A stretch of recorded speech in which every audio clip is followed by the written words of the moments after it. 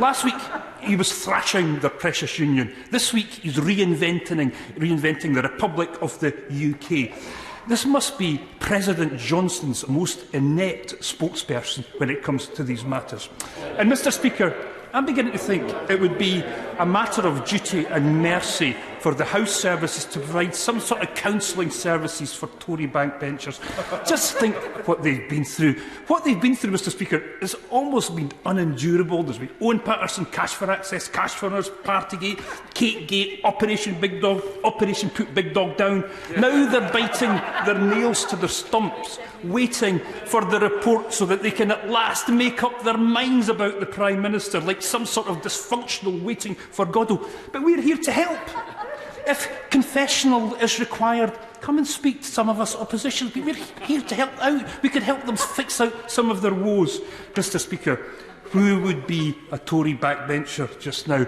But help is out there.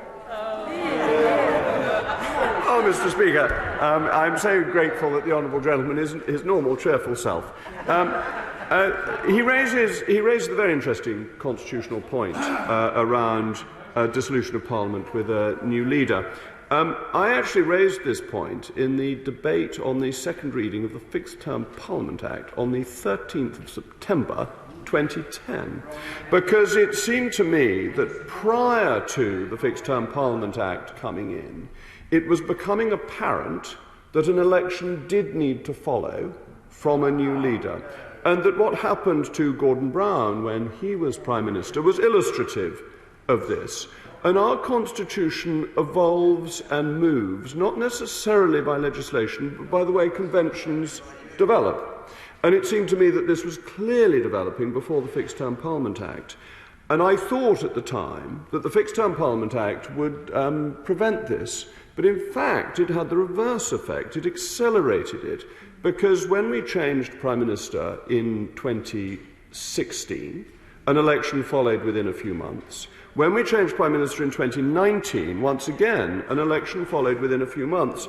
And I think this is important to an understanding of the Constitution, because what happens is that norms arise that become accepted and understood without any need for a formal legislative process. That has been the way our written but uncodified Constitution has developed and evolved. And then the question is raised as to whether we have become a more presidential system.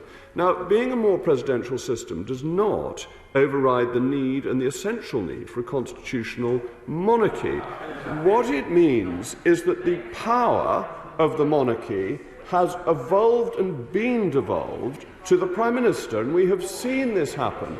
We have seen this happen over centuries, that the exercise of the prerogative, now done on the formal advice of the Prime Minister, shows that most of the powers that would be vested in a president are vested de facto, if not de jure, into the Prime Minister.